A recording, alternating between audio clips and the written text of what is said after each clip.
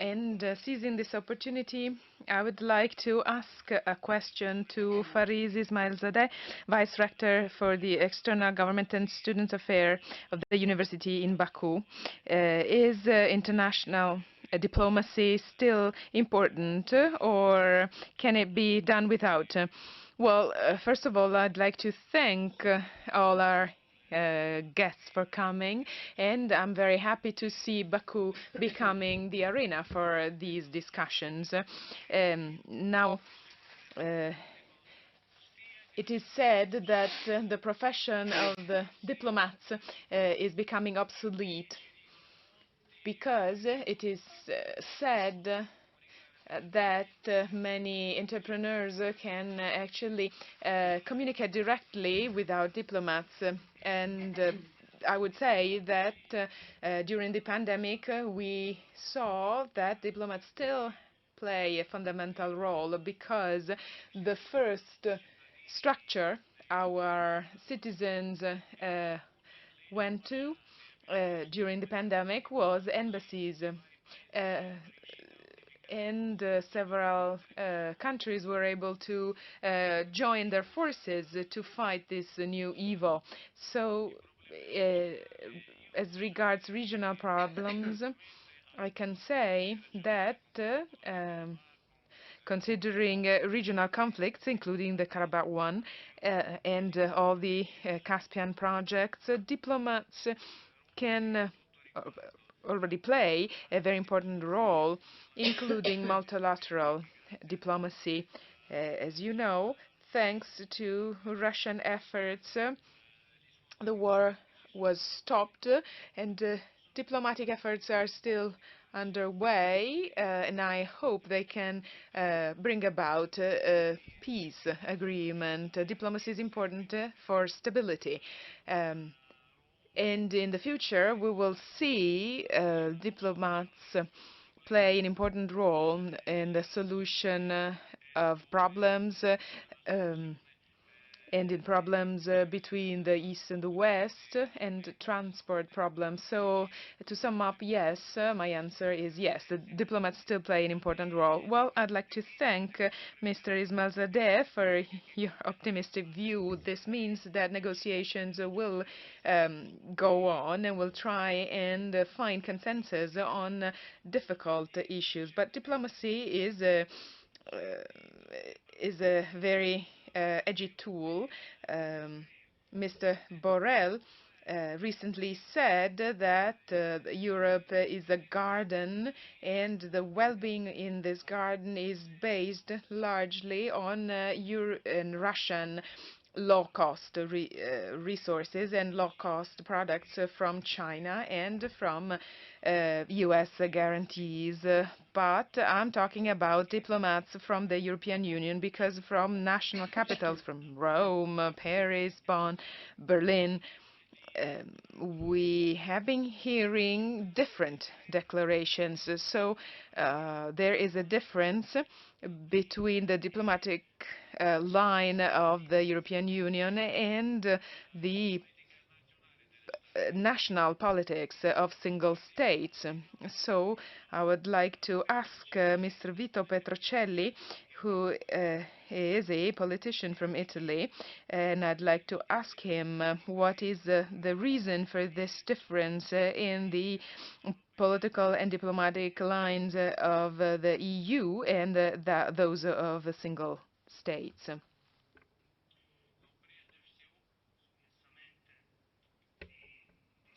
Well, let me disagree with this interpretation. In my opinion, in my experience, based on parliamentary diplomacy,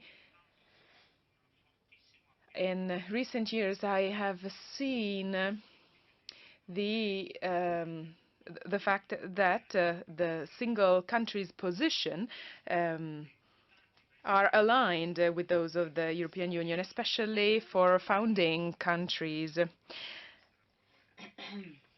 And why am I saying this?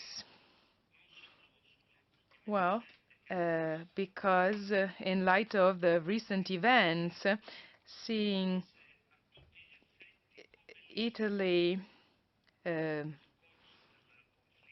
becoming a participant of the war between Russia and Ukraine. So we haven't heard any voices in disagreement with the positions expressed by the High Representative Borrell and the Secretary of the NATO and our ally, the main ally, the US. And I'm saying all this based on objective events. In March of this year, the Italian Parliament voted with a large majority to send arms and weapons to Ukraine. 94% of the parliament expressed a positive vote, and only 6% of the parliament was against, and I'm very proud to say that I was within that 6%. So what did our parliament do? Just we aligned our tradition. The Italian tradition has been to foster a dialogue with the Russian Federation. So we took that tradition and just threw it away to align our position to that of the EU and the US. So the new government will bring about a change. Well, no, not according to the new Prime Minister, Giorgia Meloni. There won't be a change, any change.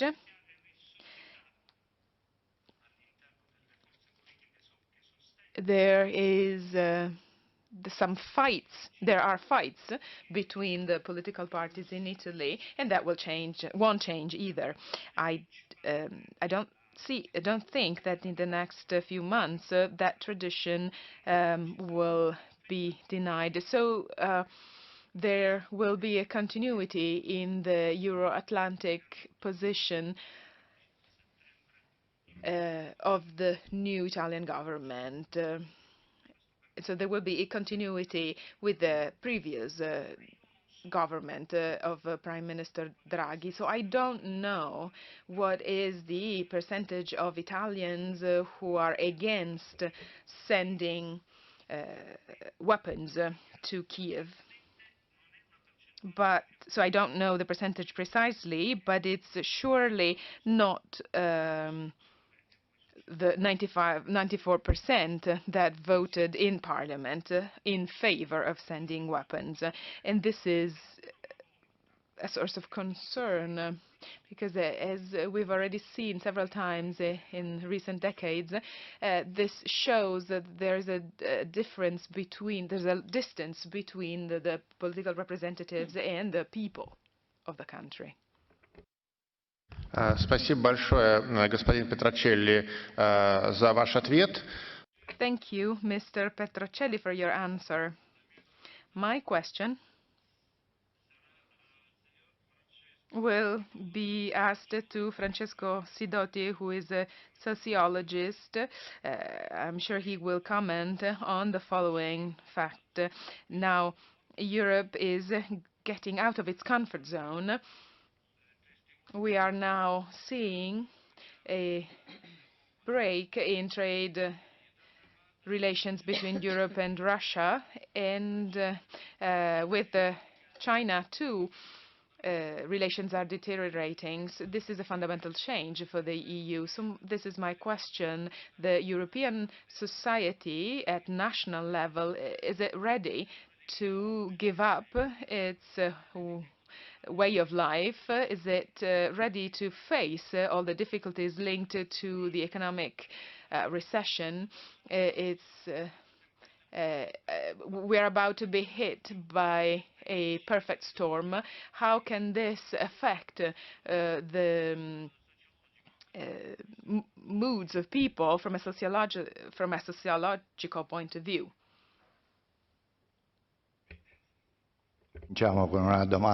Well, we begin with a very hard question.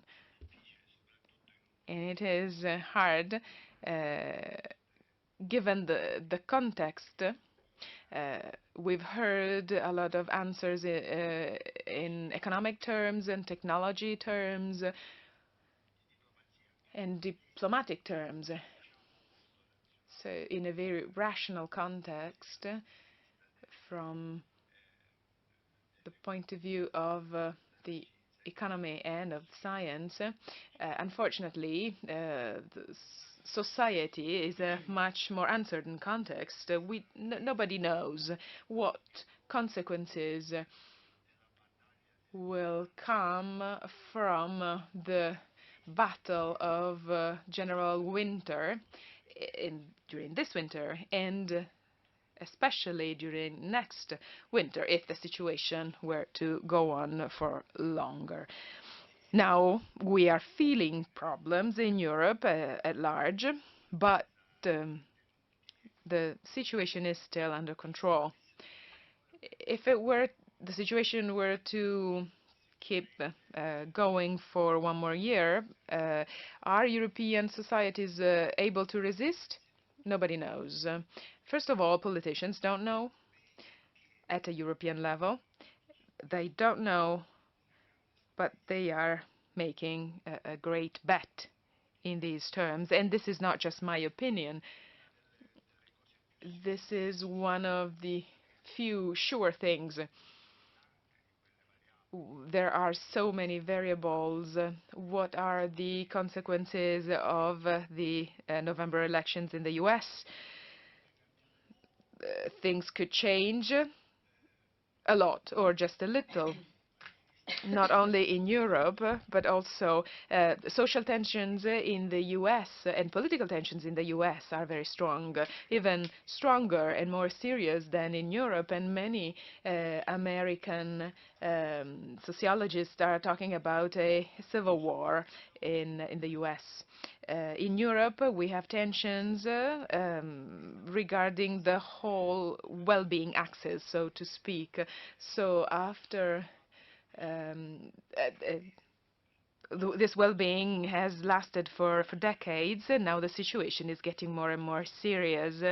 Inflation is ramping, things that we all know. Our ability to resist and be resilient, that will be proven by facts, but actually the history of revolutions, from the French to the Russian Revolution, is a history made of tensions that, like earthquakes, can influence societies. But an earthquake has to consider the solidity of the building, the ability to ring the alarm and flee the area. And all of these things are discovered during the stress test, when the earthquake arrives. So we find out if the building was well built only after the earthquake. So the question is very difficult. Nobody knows the answer. And this is like a big poker game, but the players are irresponsible, because betting on the ability of people to resist means betting on their suffering. So we are taking for granted the fact that millions of people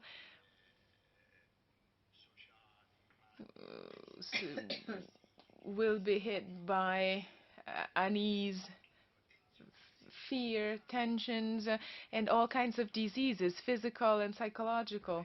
They will hit families, they will take on the form of other kinds of conflicts. But inside this great tension, we will find all of these elements, compounding the tensions linked to the pandemic. So the situation is very difficult for European societies, but they might be able to resist, because if the general winter will bite, but if we have heating, the well-being will keep on going. Otherwise, we might not be able to resist. And this is true for Europe, true for the US.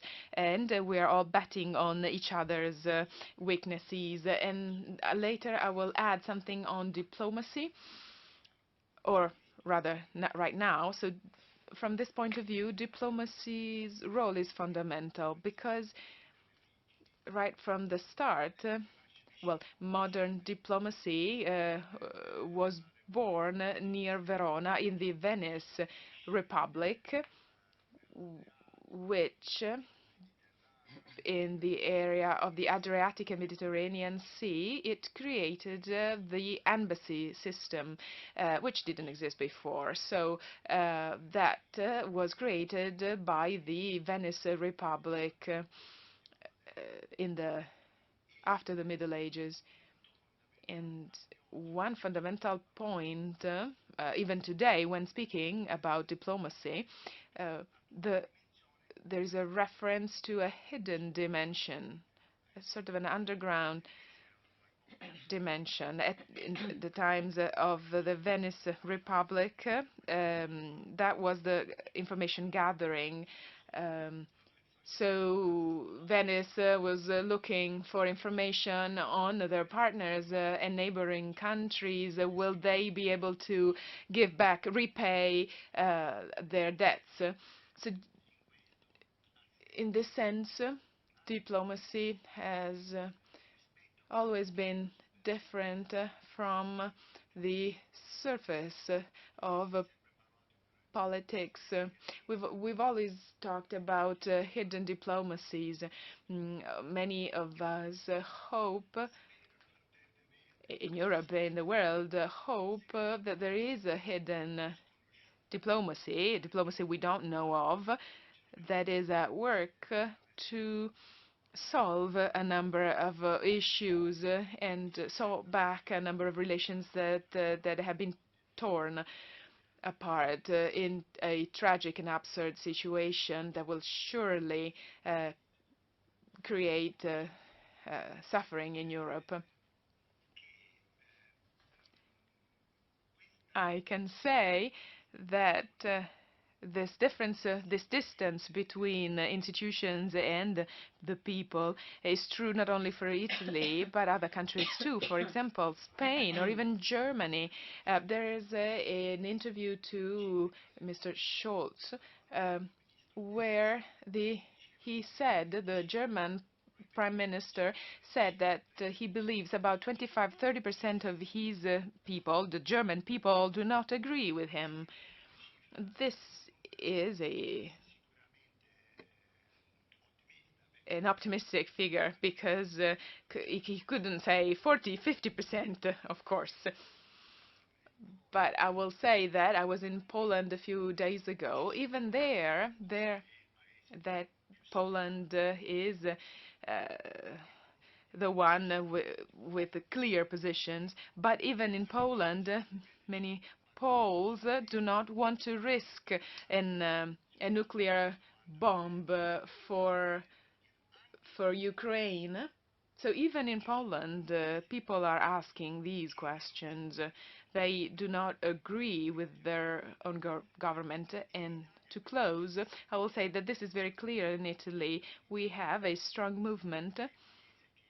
Italy is the country where this disagreement is clearly expressed. In Poland, it's hidden. In Spain, also, people are openly disagreeing with the government. So they say that this war is very far away from the country. So in Italy, these concerns have emerged strongly, more so than in other countries. And many ambassadors and retired ambassadors and retired generals so who are free from institutional duties, they have publicly expressed their opinions with public calls. They used to be in favor of the US. They had no sympathy for Russia and for the Soviet Union or Eastern countries. They used to be Atlantists, but they openly said, "What are we doing?" They openly made statements. So the hope is for these resistance movements that are partly hidden, but they are found in the whole of the European society, from Spain all the way to Poland. The hope is for all these movements to create a dialogue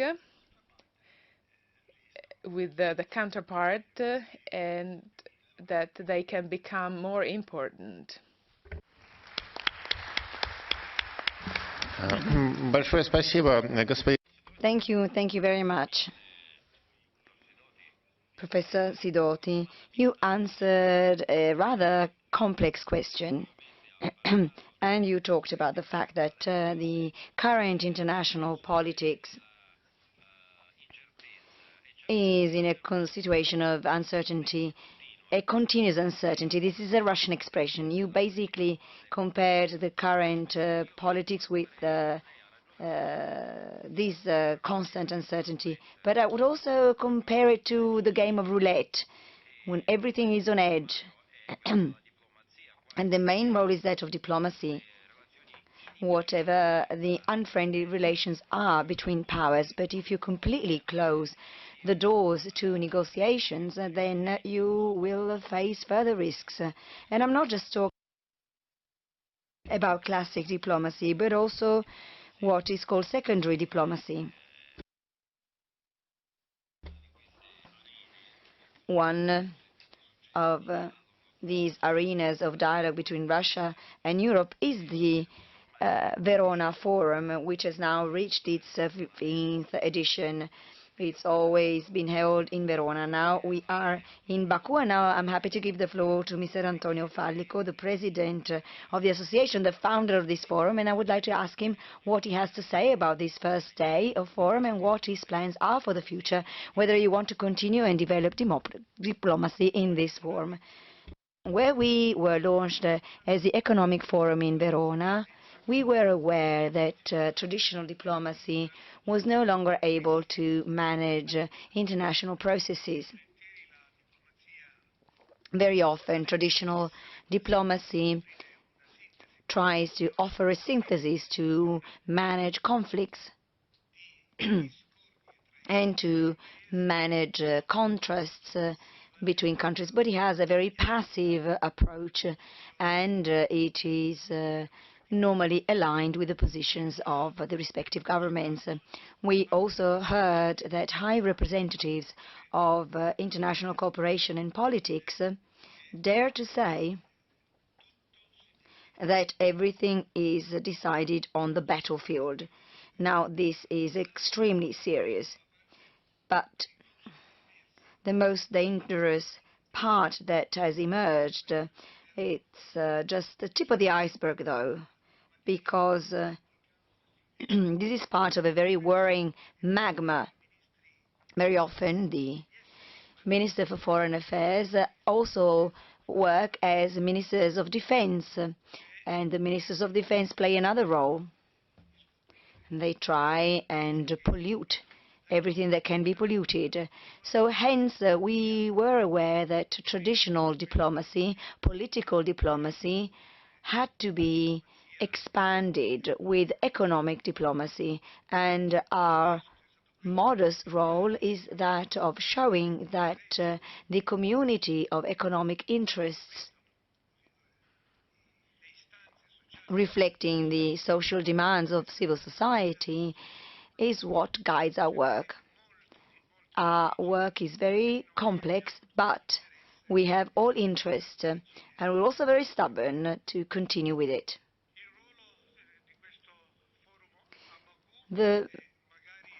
This year, the forum is in Baku. Honestly speaking, we decided to come here because we couldn't invite our friends from many other countries to Italy for understandable and, well, more than understandable, well-known reasons. And so our Eurasian Forum has now become even more Eurasian. We need to go to the many capitals in the Eurasian world to learn more, because we've realized many things. I mean, today we heard contrasting ideas with no conflicts, though. We had an exchange, a dialogue that's been very civilized, and tomorrow we will have to draw some conclusions, taking into account different viewpoints and sometimes even disagreeing opinions. Today we've talked about very, very interesting topics. We've touched upon many hot topics. We don't all have the same view, and that's only good, because from diversity stems creativity. This is what we learned from our ancient philosophers. And so this drives us to make sure that maybe next year we can go to another capital in the Eurasian region, maybe the capital of a country that officially is still not part of the Eurasian Economic Union, but aspires to join it. Well, thank you very much for your patience. Thank you very much for your contribution. And I will see you all tomorrow morning at 9 o'clock. Thank you very much. Спасибо большое, профессор. Thank you very much to Professor Fallico. And with this, we have closed the works of the first day of the Baku Forum. Thank you very much for being with us. Tomorrow we're going to have another day of interesting work. Thank you.